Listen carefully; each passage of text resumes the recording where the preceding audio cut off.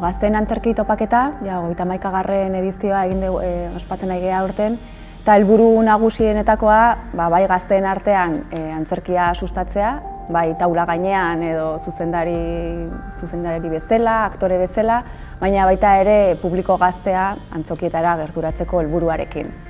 Orduan, honekin lanean, otsailean hasi ginen, deialdia zabaltzen dugu udaletik, gazteriatik, eta deialdia zabaltzen dugu bai antzerki eskoletara, ikastetxetara eta talde independentetara.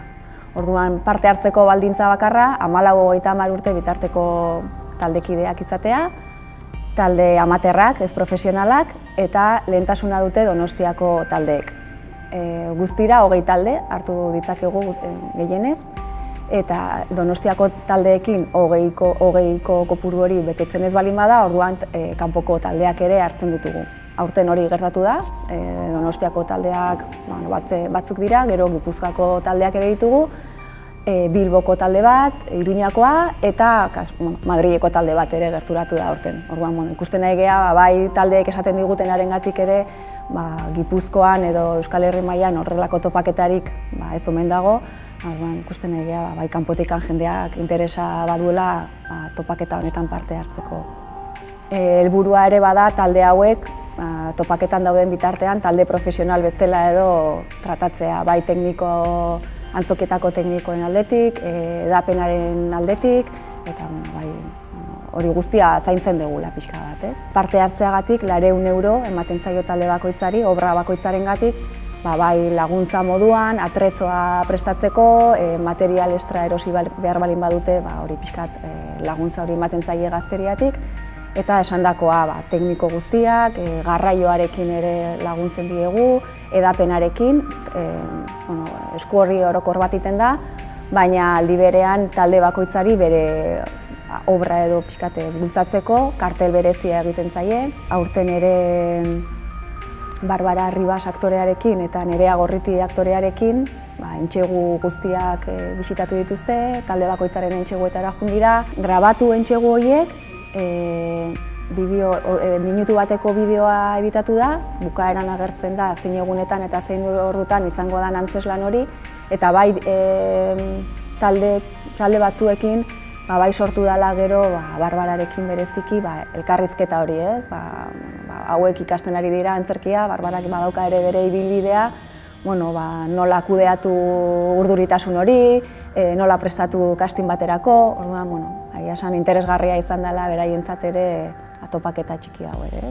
Epaikideak ni Ander Azurmendi eta Nerea Gorriti gara aurten, eta sariak daude obra onenari, talde artistiko onenari, atretzo eta taularatze onenari, eta gero ikusle gehien ekartzen duen obrari baita ere. Pixkat saritzeko ikusleak ekarri dituztela edo pixkat animatzen jendea. Interpretazioa obra osotasunean eta baita ere emakumearen papela. Taldean berdintasuna dagoen eta baita ere gaia aldetik emakumearen papera zein dan eta bultzatzea berdintasuna eta horiek dira pixkat irizpideak. Pixkat fijatzen gara baita ere gazteak ondo pasatzen nahi diala, gero hurbildu izan geha, oain arte indianetan, hurbildu izan geha aktoren gana, pixkat jakiteko zer moduz ibilidean, urduri ibilidean, gustora ibilidean, azkenean garrantzitsuna ere pixkat hori da, ez? Hartzea aukera bat bezala publiko aurrean egiteko, baina batez ere ondo pasatzeko antzerkia egiten. Igual ere aipatzea bi kategorietan banatzen dugula antzerki topaketa, bai 14-18 urte bitartekoen kategoria, junior kategoria, eta gero 18-30 senior kategorian. Orduan kategoria bakoitzean 4 estikai batotako 4 sari horiek daude. Sariak ere dira antzerkietara juteko sarrerak eta gero obrarik onenak dauka berriro antzesteko aukera hori. Garai batean bai sari ekonomikoak genitula eta pixkat taldeekin gero bukaeran egiten dugun ebaluaketa horretan adostu genuen edo sari ekonomikoak alde batera utzi eta talde guztientzako aipatutako 200 euro horiek eukitzea. Taularatze garaian baita ere eukituen implikazioa, ez zenbat diru gastatu duten eszenografia bat egiten, baizik eta beraiekin baldin badute edo ez pixkat hori baloratzen da baita ere, talde lan hori eta implikazio hori. Ez, nik uste eta azkeneko urteetan bai igo dela kanpoko talde hauen presentzia. Bai, hasiera batera joten baldin bagea, gehiago Donostiko eskolak edo ikastetxeak zian. Gero hasi zian talde, ezakin nola ditu, independente hauek edo eskola batekin lotura ez daukaten talde hauen presentzia areagotzen.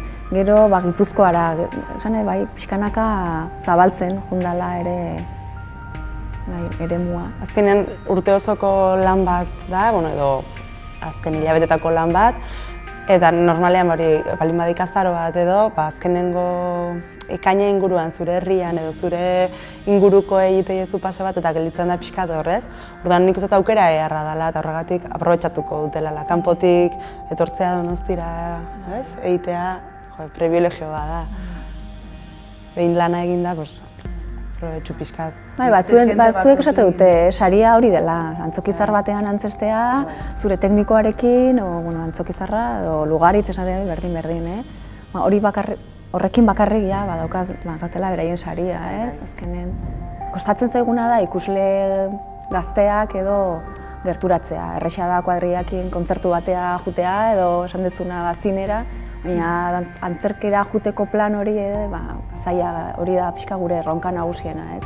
Horregatik saiatzen gera, esandako bideoien bidez, talde batek bestea ezagutzea eta behintzat topaketa honetan batak bestearen lana ikusteko jakin-mina hori piztu, behintzat. Eta laguntzen du, topaketan laguntzen du pixkat sustatzen eta antzerkira joteko ohitura hori, ez? Badakizu topaketa batzu daudela, da igual zure lagun bat aktuatzen nahi da, gustatzen bazaizu beste batea joango zea, eta pixka bat. Eta baita ere parte hartzaileei, ez? Irabazten dutenak antzerkira joateko sarrerak lortzen dituzte, ez antzerki profesionala ikusteko aukera baldin dute, baita ere, igual, sustatze hori.